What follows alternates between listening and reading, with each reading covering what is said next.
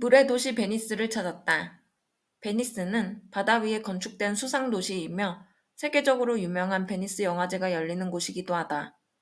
또한 베니스에는 여러 가지 유산들이 400개 이상의 다리와 연결되어 있는 188개의 섬에 빼곡히 들어차 있다고 한다.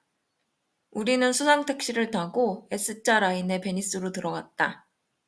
바다에서 택시를 타고 달리며 가이드의 산타 루치아 노래를 듣는 것은 정말 낭만적인 일이었다. 우리나라의 한 연예인이 CF를 찍었던 곳으로도 유명한 베네치아의 대표적인 다리인 리알토 다리를 구경했다. 예전부터 리알토 다리 주변은 상권의 중심가였는데 12세기경 넘쳐나는 상품들과 한쪽 둑에서 다른 쪽으로 넘어가고자 하는 사람들의 수요를 배가 감당하지 못하자 다리 건축의 필요성이 대두되어 건축되었다고 한다. 처음에는 나무 다리를 임시로 사용하다가 16세기 말 안토니오 다폰테가 돌로 된 최초의 다리를 설계 건축하였다고 한다. 베니스에 가면 유명한 광장인 산 마르코 광장과 산 마르코 대성당이 있다.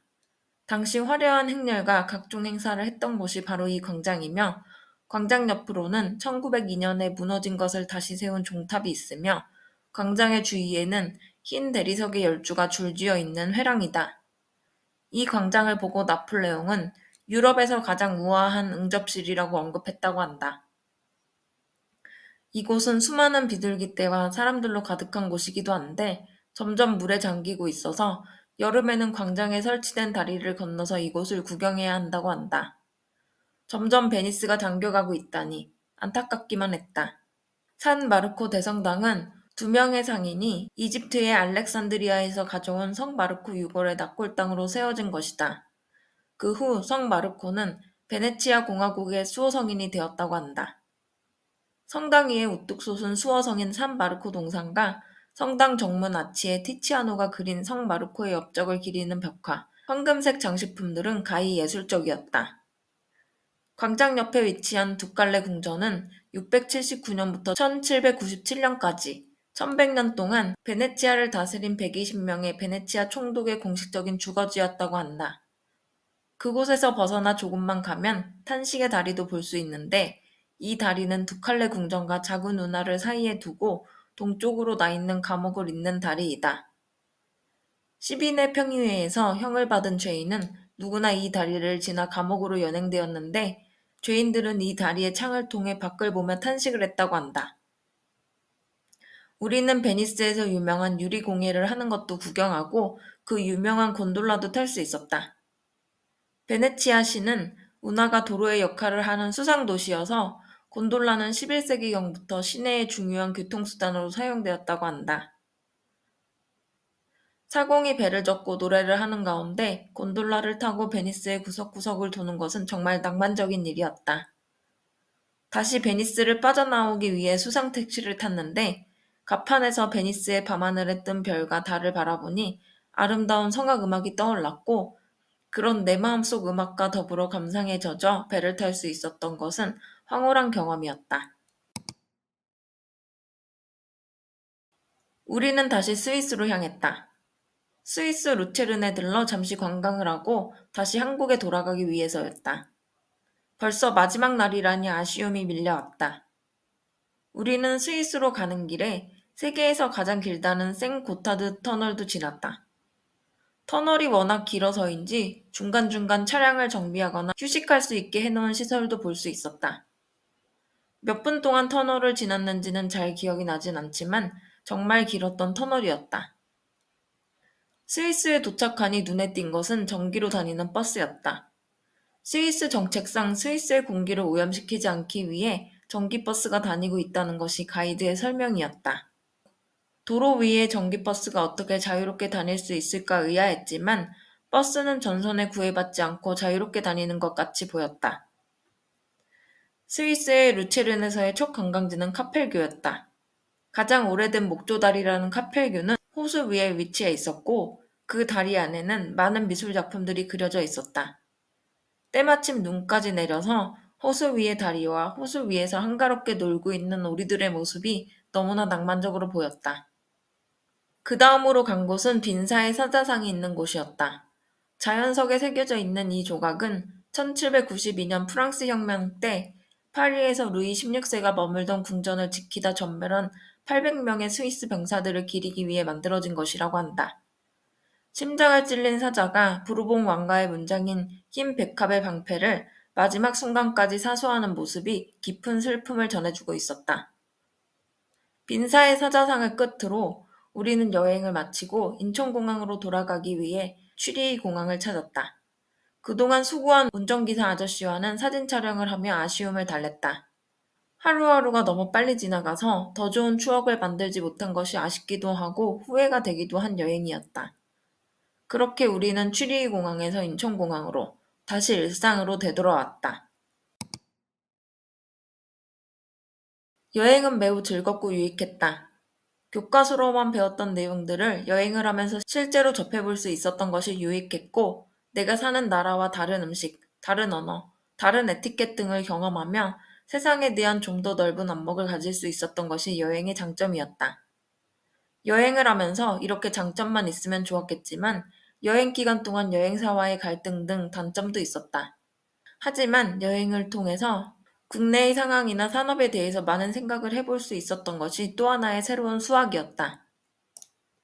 다음은 해외여행을 통해 앞으로 여행사가 어떤 방향으로 나아가야 할지에 대해서 생각해본 내용들이다.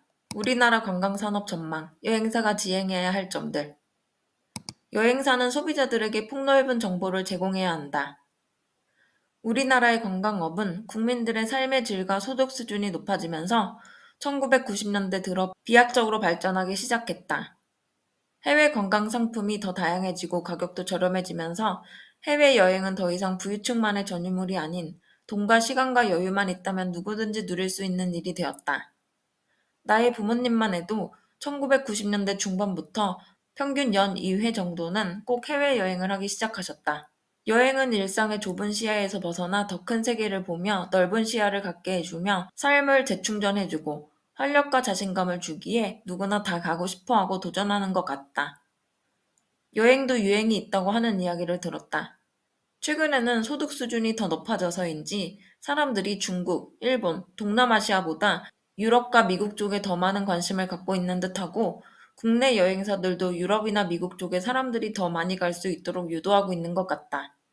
그만큼 사람들의 삶이 더 여유가 생겼다는 것은 분명 좋은 일이지만 이런 환경은 세계에 대한 시야를 편협하게 만든다는 점에서 꼭 바람직한 상황은 아닌 것 같다. 자칫 사람들이 중진국이나 후진국 여행을 꺼리고 선진국에 대한 환상만 키워갈 수 있기 때문이다.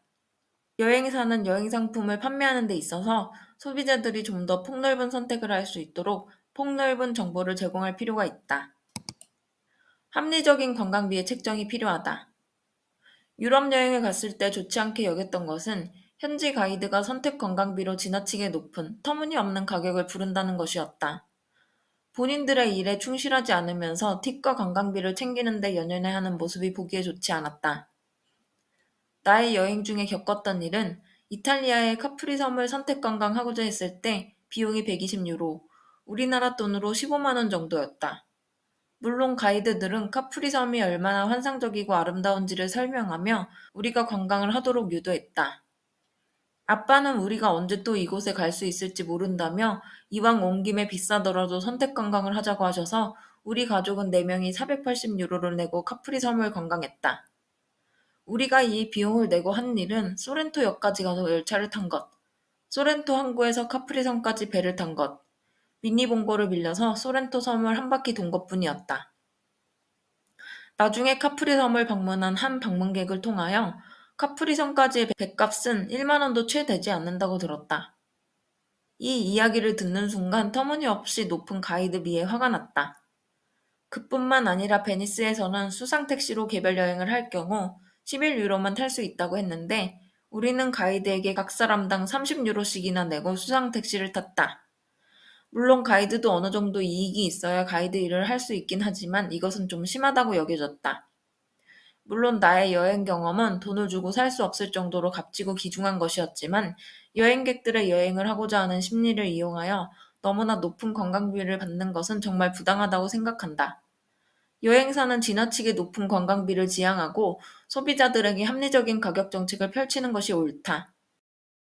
우리나라 관광에도 많은 관심을 가질 수 있도록 유도해야 한다. 선진국들은 선조들의 유적이나 유물을 있는 그대로 보존하고 있는 것이 공통점이었다. 우리나라에도 중요한 문화유적과 유물들이 잘 보존되어 있는 경우가 많다. 하지만 정작 우리나라 사람들은 우리 것에 대한 자부심과 사랑이 약한 것 같고 남의 문화의 우수성만 높이는 문화사대주의에 많이 빠져 있는 것 같다. 나 자신도 그렇고 내 주변 사람들만 봐도 그렇고 사회의 전반적인 분위기도 그런 것 같다. 선진국에 여행을 다녀온 사람이라면 누구나 다 개인의 홈페이지에 사진과 여행기를 올리며 자랑하지만 정작 우리나라 여행기에 대해서 자부심을 가지고 글을 쓰는 사람을 본 적은 드물다. 이런 현상은 우리의 것을 자랑스럽게 여기지 못하는 사람들의 인식에도 문제가 있지만 어떻게 보면 해외여행 상품을 파는 데에만 치중되어 있는 여행사의 책임도 어느 정도 있다고 생각한다. 우리나라의 여행사들을 보면 독창적이고도 신선한 국내의 여행 상품이 많이 없는 것이 아쉽다. 물론 좋은 여행 상품도 많이 있지만 그런 여행조차도 홍보가 미비하여 사람들이 알지 못하는 경우가 많다. 여행사는 지나치게 해외여행 상품의 개발에 치중하여 매달리기 이전에 사람들의 흥미와 호기심을 불러일으키는 국내 여행 상품을 개발할 의무가 있다고 생각한다. 국내의 뛰어난 문화들을 국내 관광과 연결해서 관광 상품을 만들고 사람들로 하여금 흥미를 가질 수 있게 잘 마케팅을 한다면 많은 사람들이 더 우리나라 문화와 관광에 관심을 가지고 여행을 할 수 있게 될 것이다. 그 여행을 통해서 우리나라 문화에 대한 자부심이 높아질 것은 너무나 당연한 이야기이다. 국내의 좋은 여행 상품이 우리 것에 대한 관심과 사랑을 더 높여주는 역할을 했으면 좋겠다.